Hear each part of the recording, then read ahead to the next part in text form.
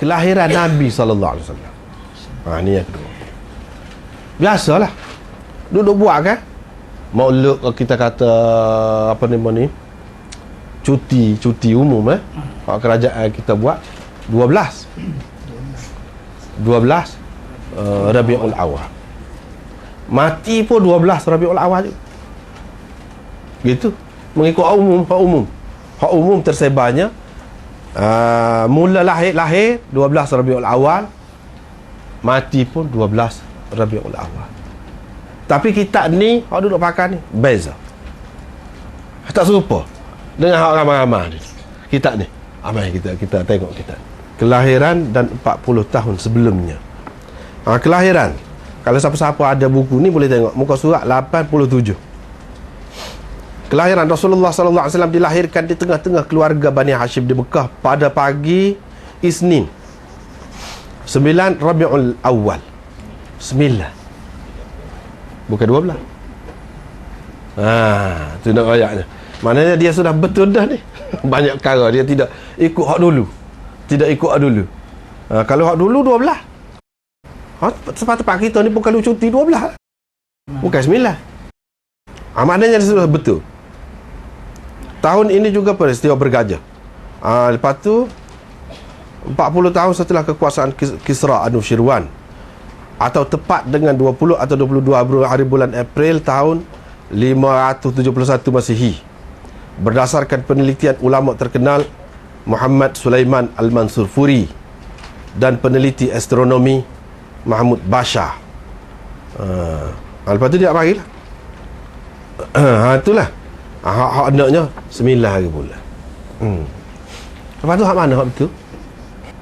Hak biasanya 12 hari bulan duduk cuti rata. 12 hari bulan. Sini dia kata hak 9. Lepas tu hak mana hak betul sebenarnya? Cuma ada satu kemuskilan, iaitu kalau kita terima 12 hari bulan ni sebagai tarikh lahir, lepas tu tarikh mati dia tu pun dikatakan, tarikh wafat dia tu pun 12 hari bulan juga. Lepas tu orang duduk meraya-merayakan tu. Dia merayakan gapo? Suka Nabi lahir kau, sedih Nabi mati? Situ persoalan. Sebab hari sama. Kalau ayah kita mati, hari raya, kita katalah hari raya, kita nak merayakan. Meraya tu sebab agama suruh. Kalau tidak sabit itulah benda lain lah, kita kata perayaan lain. Kita nak merayakan hari itu kan, kita nak bersedih. Hak lebih sesuai dari segi logiknya, hak lebih sesuai, kita akan sedih hari itu. Tak jadi raya. Katakanlah kematian anak, hari raya, nak raya? Tak dah.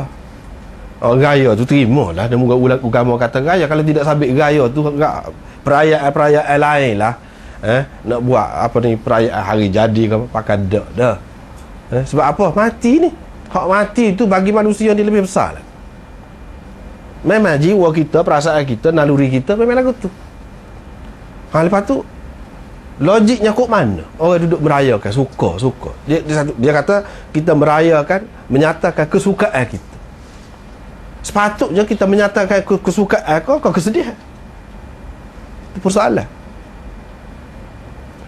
Sebab itulah saya pernah tulis juga, dalam ni juga ada.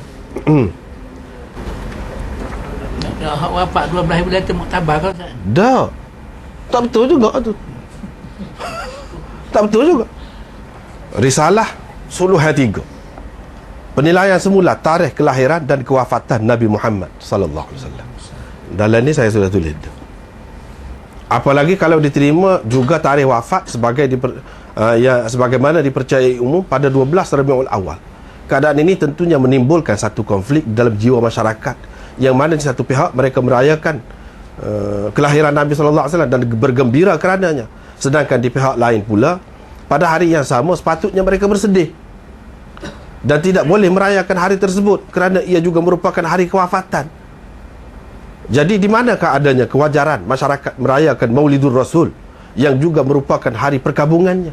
Kalau kita nak kira lah, kabung tu tak boleh. Kalau nak kira ini tanpa mengambil kira lagi perayaan Maulidur Rasul itu sendiri adakah bersesuaian dengan sunnah atau satu bid'ah. Tak ambil kira lagi tu secara tu. Hak tu letak ke tepi dulu. Hak ni dulu. Kalau kita perhati, di samping itu angka 12 yang dipilih untuk hari lahir dan hari wafat Nabi SAW berkemungkinan besar berpunca daripada Syiah Imam 12. Justru angka 12 ini bagi mereka merupakan angka sakti, dan mereka kaitkan sekian banyak keistimewaan dengannya. Apalagi jika orang yang mula-mula mempopularkan tarikh ini adalah Ibnu Ishaq yang juga seorang Syiah. Ni cerita. Pendapat yang menyatakan bahawa Nabi SAW dilahirkan pada 12 Rabiul Awal walaupun masyhur, memang masyhur, tetapi ia berasaskan riwayat yang lemah kerana ia berpunca daripada Ibnu Ishaq, seperti mana yang diriwayatkan oleh Ibnu Hisham di dalam kitab sirahnya. Enggak orang duk rajak tu. Menurut ulama-ulama rijal, Ibnu Ishaq selain dianggap sebagai seorang Syiah, dia juga seorang yang lemah dalam riwayat-riwayatnya. Imam Nasa'i mengatakan bahawa dia tidak kuat. Daraqutni mengatakan hadisnya tidak boleh menjadi hujah. Imam Abu Daud ada berkata dia adalah seorang yang berfahaman Qadariyah dan Mu'tazilah. Imam Sulaiman At-Taimi, Hisham bin Urwah, Yahya bin Sa'id Al-Qattan dan Imam Malik mengatakan dia seorang pendusta besar. Malah Imam Malik pernah berkata dia seorang dajjal. Imam Malik ni sezaman dengan dia, dengan Ibnu Ishaq. Dia kenal Ibnu Ishaq. Kita pakar hak zaman berapa ribu tahun, kita tak kenal pun dia. Semua ulama sepakat kata Imam Malik kata dia ni dajjal. Imam Malik hidup sezaman dia, takkan dia tak tahu. Imam Malik nak tuduh orang tak terpaksa.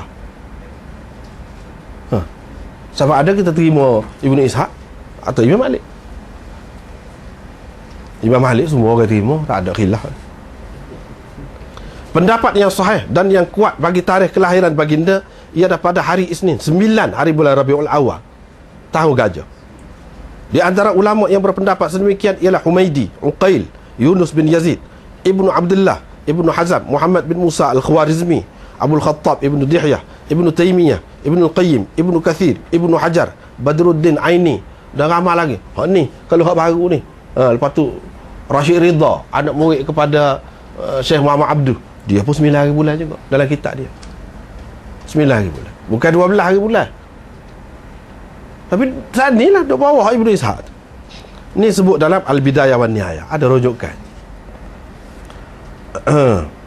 Berdasarkan kepada beberapa perkara yang telah diterima oleh para ulama tadi, maka boleh diandaikan tarikh kewafatan baginda seperti ni terbalik. Pendapat ini juga disokong oleh penyelidikan yang dibuat oleh seorang ahli falak yang terkenal, iaitu Mahmud Pasha, yang cuba menentukan tarikh gerhana matahari dan gerhana bulan yang berlaku semenjak zaman Nabi SAW hingga ke zaman beliau.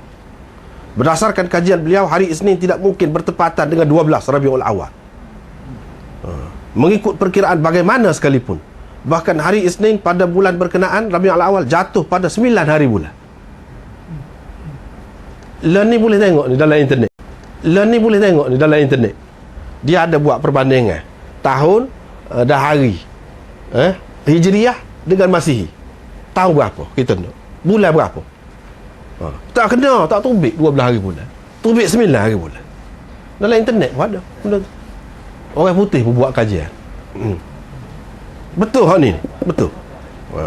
Dalam Sahih Bukhari disebut ketika anak Rasulullah SAW iaitu Ibrahim wafat, telah berlaku gerhana matahari pada hari itu, iaitu pada tahun 10 Hijrah, dan Nabi Muhammad SAW ketika itu berusia 63 tahun. Itu satu poin. Poin yang kedua, berdasarkan kaedah kiraan falak, diketahui bahawa gerhana matahari yang berlaku pada tahun 10 Hijrah itu adalah bertepatan dengan 7 hari bulan Januari 632 Masihi, pukul 8.30 pagi. Itu mengikut kajian dia. Yang ketiga, berdasarkan kepada kiraan ini, sekiranya kita undurkan 63 tahun ke belakang mengikut tahun Qamariyah, maka kelahiran Nabi SAW jatuh pada tahun 571 Masihi. Berdasarkan kira-kira yang telah dibuat beliau, 1 hari bulan Rabiul Awal menepati 12 hari bulan April 571 Masihi. Kena tengok pula lah ni. Pasal kena tengok pula, perhati molek. Baru nampak. Yang ketiga, yang keempat, perselisihan pendapat berlaku tentang tarikh kelahiran Nabi SAW. Walau bagaimanapun semua pihak telah sepakat mengatakan ia berlaku pada hari Isnin. Tu sepakat. Bulan Rabiul Awal, tu sepakat. Berapa hari bulan? Tu khilaf. Mereka hanya berselisih tentang tarikh di antara 8 hingga 12 hari bulan dalam bulan Rabiul Awal tersebut. Ya, jadi masalahnya dalam masyarakat kita ni ambil 12 tu apa? Padahal ada 8, antara 8 dengan 12, 9, 8. Antara 8 hingga 12, 9, 10, 11 ada khilaf tu, celah-celah tu. Apa tak sebut lain? Sebut 12 tu saja. Dan sebar dengan meluas 12 tu.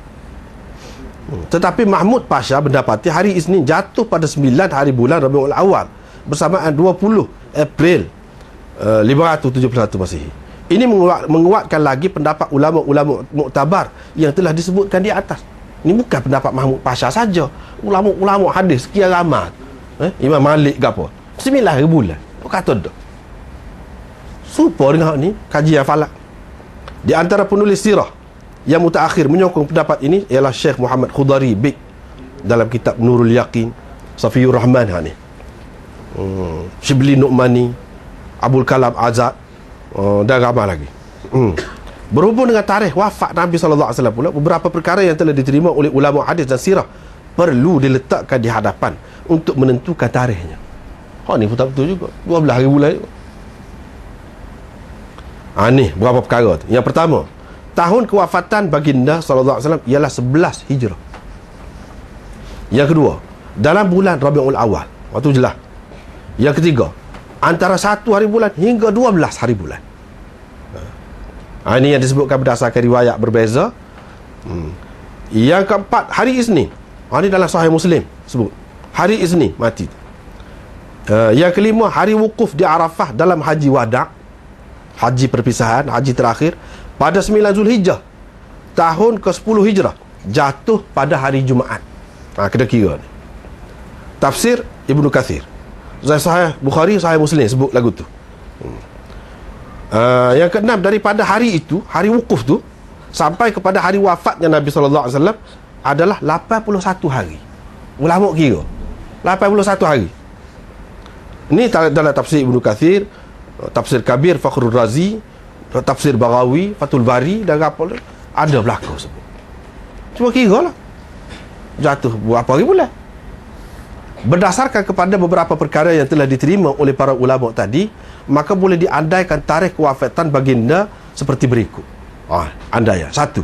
Diandaikan ketiga-tiga bulan Zulhijjah, Muharram dan Safar mempunyai 30 hari. Andai. Walaupun tidak pernah berlaku begitu, tetapi diandaikan mungkin juga berlaku. Kalau andaikan, maka hari Isnin menepati 6 atau 13 hari bulan Rabiul Awal, bukan 12.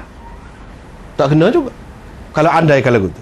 Andaian yang kedua, jika diandaikan ketiga-tiga bulan Zulhijjah, Muharram dan Safar mempunyai 29 hari, walaupun ini juga tidak pernah berlaku, maka hari Isnin menepati 2, 9 ataupun 16 hari bulan Rabiul Awal. Tak kena juga 12.